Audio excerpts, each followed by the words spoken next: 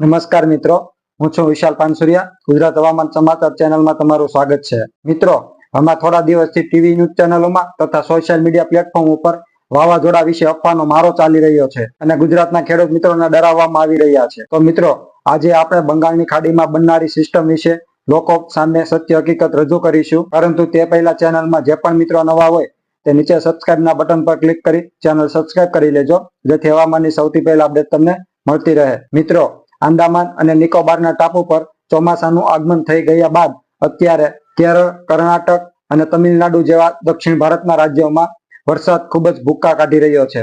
તેનું કારણ એ છે કે કેરળ નજીક અને તમિલનાડુ નજીક બંને જગ્યાએ અલગ અલગ એક સાયક્લોનિક સર્ક્યુલેશન ઉદ્ભવેલું છે, જેમાંથી કેરળ નજીકનું સર્ક્યુલેશન ધીમે ધીમે અરબી સમુદ્રમાં આવી નબળું પડી રહ્યું છે, પરંતુ તમિલનાડુ નજીકનું સર્ક્યુલેશન ધીમે ધીમે બંગાળની ખાડીમાં ઉત્તર પૂર્વ દિશા તરફ આગળ વધી રહ્યું છે અને ક્રમશઃ તે સિસ્ટમ મજબૂત બની રહી છે, જે આજે વધુ મજબૂત બની લો પ્રેશર સુધી પરિવર્તિત થઈ જાય તેવી પૂરેપૂરી શક્યતાઓ રહેલી છે. અને ત્યારબાદ તે સિસ્ટમ ક્રમશઃ ઉત્તર પૂર્વ દિશામાં બંગાળની ખાડીમાં આગળ વધી ધીમે ધીમે મજબૂત બનતી 24 તારીખ સુધીમાં ડિપ્રેશન લેવલ સુધી પણ મજબૂત બની જશે અને તે સમયે તે ઉત્તર પૂર્વ બંગાળની ખાડીમાં પહોંચી ગઈ છે. ત્યારબાદના 24 કલાકમાં આ સિસ્ટમ વધુ મજબૂત બની ડીપ ડિપ્રેશન લેવલ સુધી મજબૂત બની જશે અને ત્યારબાદ આ સિસ્ટમ વધુ મજબૂત બની વાવાઝોડાની કેટેગરી સુધી મજબૂત બને કે ના બને તે બાબતે હાલ મોડેલોમાં હજુ પણ ભેદભાવ જોવા મળી રહ્યો છે. અને જો આ સિસ્ટમ વધુ મજબૂત બની કદાચ વાવાઝોડાની કેટેગરી સુધી પહોંચી પણ જાય તો તે કોઈ ભયંકર પ્રકારનું વાવાઝોડું નથી બનવાનું, તે સામાન્ય કક્ષાનું વાવાઝોડું જ બનવાનું છે. અને જો આ સિસ્ટમ વાવાઝોડા સુધી મજબૂત બની જશે તો તે વાવાઝોડાનું નામ રેમલ રાખવામાં આવશે અને આ સિસ્ટમ 24 તારીખ સુધી ઉત્તર પૂર્વ દિશામાં આગળ વધી ત્યારબાદ 24 તારીખથી તેના ટ્રેકમાં થોડો ફેરફાર કરશે અને ક્રમશઃ ઉત્તર દિશા તરફ આગળ વધવાનું ચાલુ કરશે અને 26 તારીખ આસપાસ તે બાંગ્લાદેશ આસપાસ ટકરાય તેવી પૂરેપૂરી શક્યતાઓ રહેલી છે. મિત્રો, આવી સિસ્ટમોમાં ચાલતા ચાલતા તેના રૂટમાં સામાન્ય ફેરફાર જોવા મળતો હોય છે,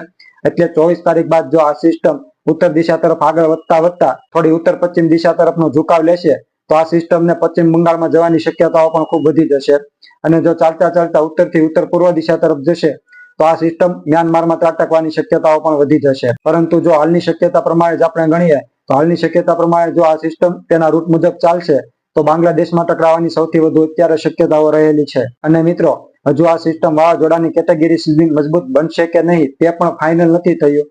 ત્યાં જ અમુક ટીવી ન્યૂઝ મીડિયા વાળા તથા સોશિયલ મીડિયામાં ગુજરાત પર વાવાઝોડું ત્રાટકશે તેવી તથ્યહીન અને પાયા વિહોણી અફવાઓ ફેલાવવામાં આવી રહી છે. તો કોઈ પણ મિત્રોએ આવી અફવાઓ પર ધ્યાન આપવું નહીં. બંગાળની ખાડીની સિસ્ટમ ગુજરાત પર આવવાની નથી તથા આ ચાલુ મે મહિના દરમિયાન દરિયાનું કોઈ પણ વાવાઝોડું ગુજરાતમાં આવવાની કોઈ પણ શક્યતાઓ નથી, એટલે કોઈએ પણ ગભરાવાની કોઈ જરૂર નથી. મિત્રો, આવી જ રીતે સત્યતા ભરી આગાહીની અપડેટ જોવા માટે ચેનલમાં જે પણ મિત્રો નવા આવ્યા હોય તે નીચે સબસ્ક્રાઇબનું બટન ક્લિક કરવાનું ભૂલશો નહીં તથા વિડીયો લાઇક અને આગળ શેર કરી દેજો.